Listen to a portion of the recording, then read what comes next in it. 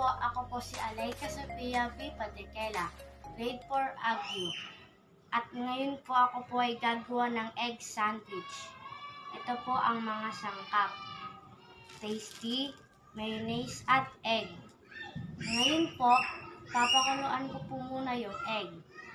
Na po nabalatan ang aking nilagang egg.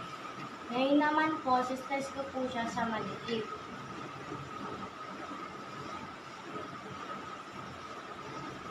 Ngayon po, tapos ko na po na-slice ang aking nilagang egg. Lalagyan ko po siya ng konting asin. At lalagyan ko po din siya ng mayonnaise.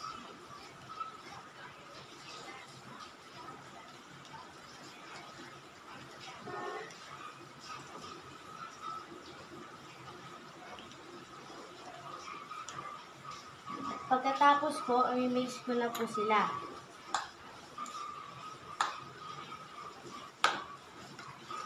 Natapos ko na po i-mix ang aking nilagang egg. Ipapalaman ko naman po siya sa aking pasty. Ngayon, tapos na po ang aking egg sandwich.